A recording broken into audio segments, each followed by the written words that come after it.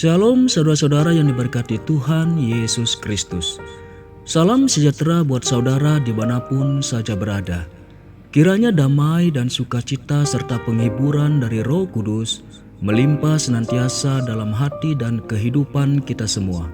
Sebelum kita mendengarkan renungan firman Tuhan, mari kita sama-sama siapkan hati dan mohon hikmat Tuhan dalam mengerti kebenarannya. Mari kita berdoa. Bapa kami yang di surga, Bapa yang kami sembah dalam nama Tuhan Yesus Kristus. Kami mengucap syukur atas semua yang baik yang selalu Engkau limpahkan bagi kami. Berkat perlindungan-Mu dan kasih setia-Mu serta segala kebaikan-Mu bagi kami. Terima kasih Tuhan, Engkau masih memberikan kami kekuatan, kesehatan, dan berkat yang berlimpah. Dan saat ini kami mau mendengarkan firman-Mu. Berbicaralah kepada kami secara pribadi. Jamah hati kami dan Roh Kudus-Mu memberikan kami pengertian untuk dapat memahami akan kehendak-Mu. Terima kasih Tuhan, dalam nama Tuhan Yesus kami berdoa. Amin. Saudara-saudara yang berkati Tuhan, renungan firman Tuhan saat ini terdapat di dalam 1 Raja-Raja 18 ayat 36 sampai 37. Kemudian pada waktu mempersembahkan korban petang, tampillah Nabi Elia dan berkata, "Ya Tuhan, Allah Abraham, Ishak dan Israel, pada hari ini biarlah diketahui orang bahwa Engkaulah Allah di tengah-tengah Israel dan bahwa aku ini hamba-Mu. Dan bahwa atas firman-Mu lah aku melakukan segala perkara ini. Jawablah aku ya Tuhan, jawablah aku, supaya bangsa ini mengetahui bahwa Engkaulah Allah, ya Tuhan, dan Engkaulah yang membuat hati mereka tobat kembali." Kisah ini dimulai pada saat Elia memperlihatkan dirinya kepada Raja Ahab yang dikenal sebagai Raja Israel yang menyimpang dari jalan Tuhan.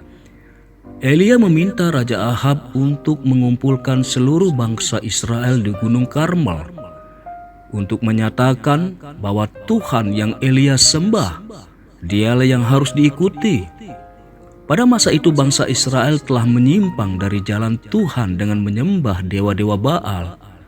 Ahab juga mengumpulkan nabi-nabi Baal ke tempat itu, sebanyak 450 orang. Setelah semua berkumpul, Elia menantang nabi-nabi Baal untuk memanggil Allah mereka, sedangkan Elia akan memanggil Tuhan Allahnya.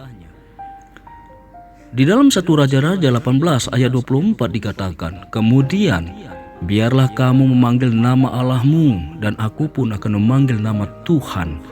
Maka Allah yang menjawab dengan api, "Dialah Allah." Seluruh rakyat menyahut katanya, "Baiklah demikian." Ketika para nabi Baal berusaha melakukan ritualnya untuk memanggil Allah mereka, mereka tidak mendapat jawaban apapun, bahkan sampai mereka menyiksa tubuh mereka. Tidak ada satupun jawaban dari Allah mereka. Kemudian giliran Elia tiba. Dia tahu bahwa dia hanya dapat mengandalkan Tuhannya. Bangsa Israel bahkan pada saat itu telah mengikuti nabi-nabi Baal, sehingga tentunya mereka tidak yakin apakah Tuhannya Elia akan datang menjawab panggilannya. Tetapi dengan hati yang teguh Elia membuat sebuah misbah, dan setelah selesai ia berseru memanggil Tuhan Allahnya. Apa yang kemudian terjadi? Di dalam 1 Raja-Raja 18 ayat 38 sampai 39, "Lalu turunlah api Tuhan menyambar habis korban bakaran, kayu api, batu dan tanah itu, bahkan air yang dalam parit itu habis dijilatnya. Kemudian seluruh rakyat melihat kejadian itu. Sujudlah mereka serta berkata, 'Tuhan, dialah Allah. Tuhan, dialah Allah.'" Hal yang sama terjadi dalam hidup kita sebagai umat-Nya. Ketika kita ada dalam satu persimpangan jalan dan memerlukan jawaban, janganlah kita mencari jawaban dari manusia yang belum tentu sesuai dengan kehendak Tuhan. Bahkan firman Tuhan mengajarkan kita untuk tidak mengandalkan manusia dan kekuatannya. Terdapat di dalam Yeremia pasal 17 ayat 5 sampai 6.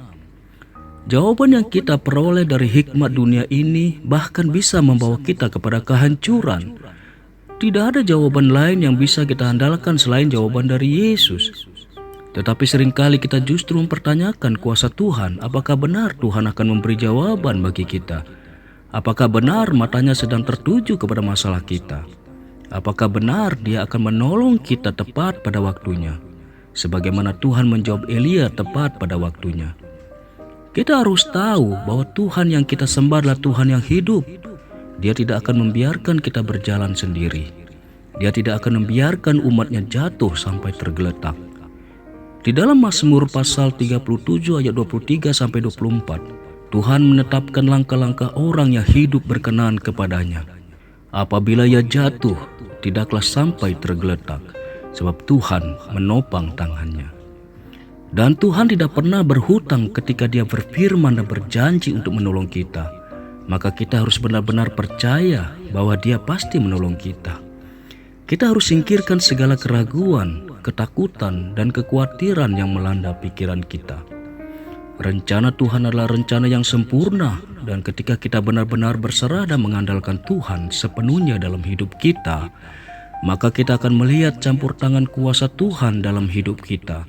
Kita akan melihat bahwa Allah yang kita sembah adalah Allah yang hidup, yang benar-benar nyata dalam kehidupan kita. Ada saat-saat di mana kita merasa sendiri dan merasa bahwa Tuhan meninggalkan kita. Hal itu pun juga dialami oleh Nabi Elia. Tetapi kita dapat melihat bahwa Tuhan tidak tinggal diam atas masalah yang dihadapi Elia. Tuhan tidak membiarkan Elia dipermalukan di hadapan ratusan nabi-nabi Baal dan seluruh bangsa Israel. Tuhan benar-benar membela Elia, dan Tuhan yang sama pun juga akan membela kita sebagai umat-Nya. Dia tidak akan meninggalkan dan mempermalukan kita. Dia Allah yang hidup. Percayalah bahwa Tuhan yang kita sembah adalah Tuhan yang hidup, dan serahkan segenap hidup kita ke dalam tangan-Nya. Maka Dia akan berperkara dalam hidup kita, menyatakan kuasa mujizat-Nya dan setiap permasalahan maupun pergumulan kita. Haleluya. Dahulu aku muda, sekarang telah menjadi tua, tetapi tidak pernah kulihat orang benar ditinggalkan, atau anak cucunya meminta-minta roti. Tiap hari ia menaruh belas kasihan dan memberi pinjaman, dan anak cucunya menjadi berkat. Mazmur 37 ayat 25 dan 26. Saudara-saudaraku yang dikasihi Tuhan, setelah kita merenungkan firman Tuhan yang singkat ini, saya rindu kembali mengajak saudara-saudara untuk berdoa. Mari kita berdoa. Bapa kami yang di surga, kami mengucap syukur atas firman-Mu yang telah kami dengar dan renungkan. Firman-Mu yang mampu mengubah hati kami dan memberi kami kekuatan yang baru dalam melakukan segala aktivitas dan rutinitas kami. Berkati bangsa dan negara kami Indonesia, saudara-saudara kami yang mengalami pergumulan, baik pergumulan sakit penyakit, musibah dan bencana, serta masalah dalam keluarga dan lain sebagainya. Kami tahu hanya Engkau Tuhan yang mampu menolong segala pergumulan yang kami hadapi. Biarlah Engkau buka jalan dan kiranya Roh Kudus-Mu terus menuntun hati kami untuk mengerti kehendak-Mu dan menjadi pelaku firman-Mu. Terima kasih Tuhan, kami serahkan semuanya ke dalam tangan-Mu. Ampunilah segala kesalahan dan dosa kami. Kiranya berkat dan damai sejahtera serta kasih karunia Tuhan terus melimpah menjadi bagian kami. Hanya di dalam nama Tuhan Yesus kami berdoa. Amin. Haleluya, haleluya. Saudara yang dikasihi Tuhan, saya percaya firman Tuhan saat ini sudah menjadi berkat dan kekuatan bagi kita semua.